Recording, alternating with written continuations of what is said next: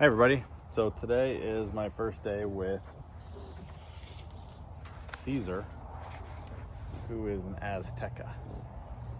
Pretty cool horse. He's 6 years old. And yeah, just want to see what he's up to. First time putting him in the round pen, so I'm going to work with him a little bit.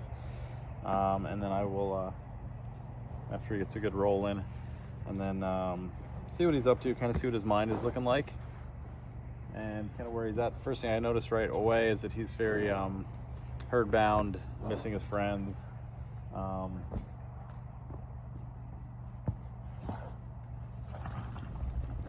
So yeah, let's play with him a minute.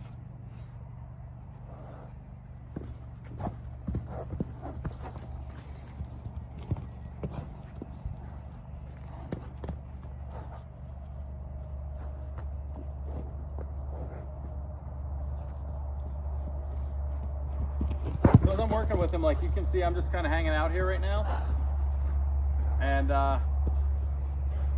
letting him sort some things out at the moment. I can tell that he doesn't really want me in here with him.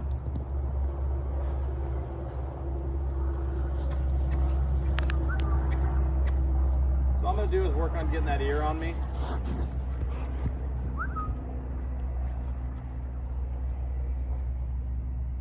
Hi, buddy. Oh, I do exist.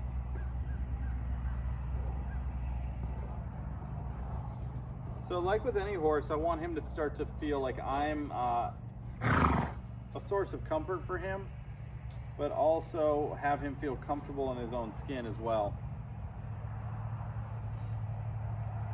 I'm just going to walk off.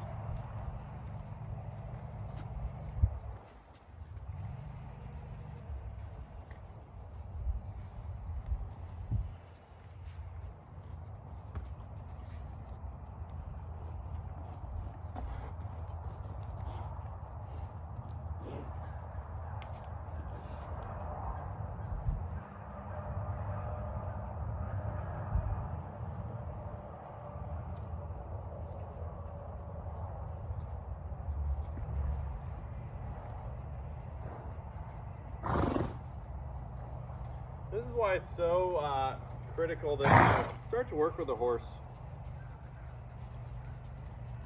So you kind of allow them to kind of show you what's going on in their mind, instead of just getting right in and being like, this is what I'm going to do. Is the first sign, the first thing that I have to do with any horse is build trust. I think really before you do anything with any horse, you can't ask a horse or a human to do anything for you if they don't trust you. And trust is built over time, but we have to have that initial understanding of comfort. Do I feel comfortable? Does he feel comfortable with me? And I want him to want to be with me, not feel like it's a necessity that I'm just like his saving grace with things, which is where he is now. So just because your horse wants to be with you, you want to make sure it's for the right reasons, not for the wrong reasons.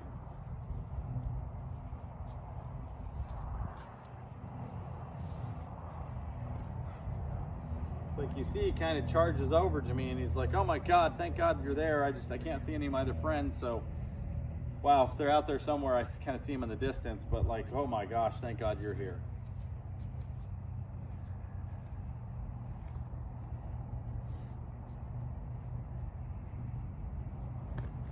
See, you just noticed that there's some horses up there in the field. Someone goes, can I get his ear?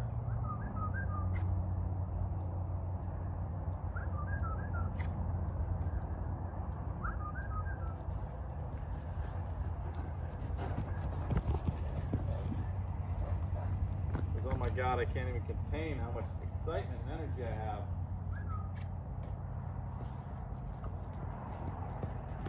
Like, why are you distracting me when I am trying to focus on my friends that I've never met up there?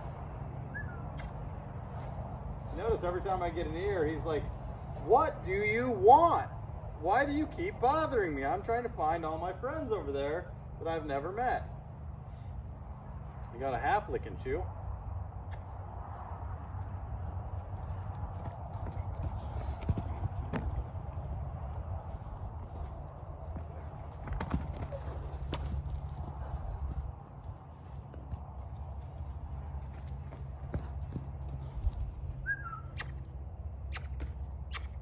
in today's exercise, you can't see him right now. He's looking out the round pen over there. I'm sorry, I don't have a camera that's wide enough to get the entire round pen in. My camera crew is not working today. Get that ear. All I'm doing is trying to get that ear. I don't even care if it stays on me very long right now. I just want to break the cycle and have his attention come back to me.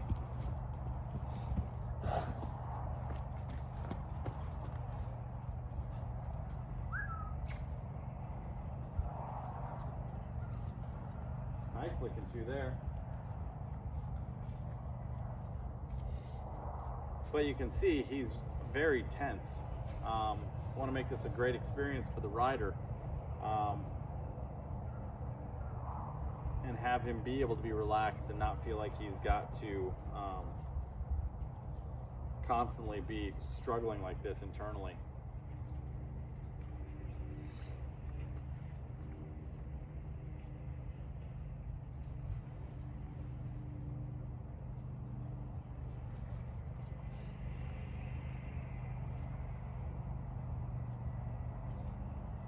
He's what I would call an anxious attachment style. So if you study attachment theory at all, you have a secure attachment style in people and in horses. One that was raised to be okay being on their own, but still being loved and want to be in a relationship because they want to be, not because they have to be. Then you have avoidant, which are the people who don't think they have any problems in life, or the horses that don't think they have any problems because they have to suppress all that stuff down because they were kind of left to deal with things on their own a lot of times in their life. And then you have anxious. Anxious is the one that were also left, and all they want to do is have someone in their life so badly that they'll do anything in the world for it. And that's where he's kind of at right now. He's like, oh my God, as long as I've got a friend, I'm okay.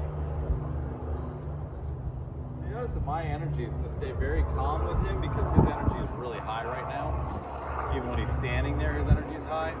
So I want to make sure that as I'm working with him that I'm just relaxed, I'm getting a lick and chew, and the more relaxed that I can be, the more relaxed I want him to be. But it really goes deeper than that, and it's about just kind of understanding what he needs and the support he needs from me right now.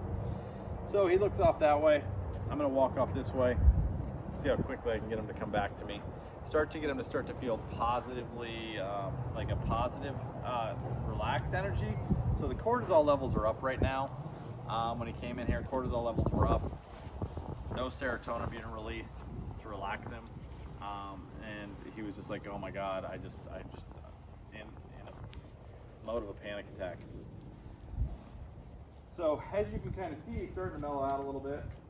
And I can't really I don't think it's fair to do anything with a horse and ask him to start to learn things if they are in a state of being incapable of learning. So if your horse is in a state of incapable, if your horse is in a state of panic,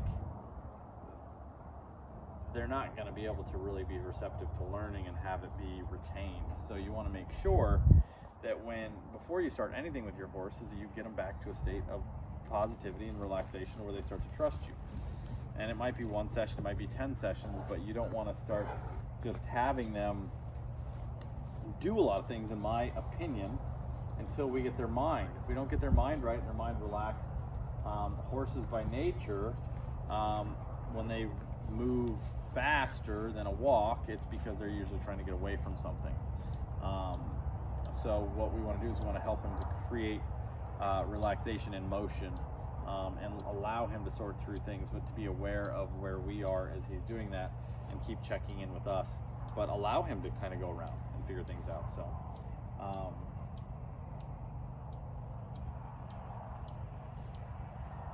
just going to kind of walk around a bit.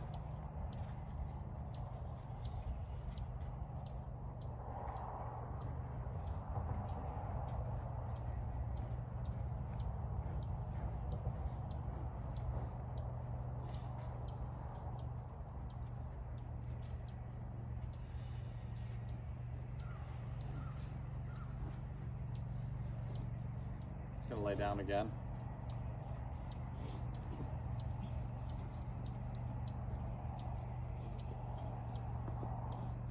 What this is teaching me is that when he gets stressed, he lays down a bit. And I have a quarter horse I'm working with right now, And anytime that he would feel too much pressure, he would lay down. As he goes bouncing across, you didn't see the first couple bounces.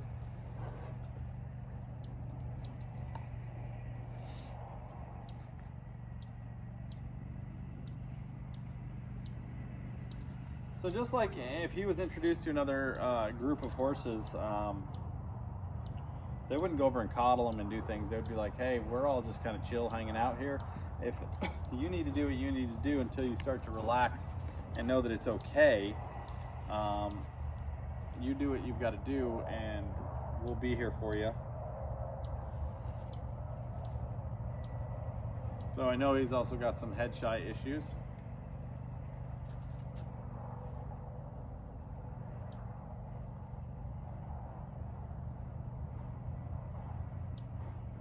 Super tight in the poll, super tight in the neck, to be expected.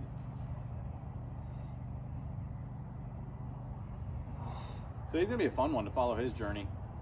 Today is day one, kind of a meet and greet. It's our cup of coffee today. It's our first date. So stay tuned. There's gonna be more posted pretty much every day on him. So check him out. His name is Cesar. He's a really cool horse.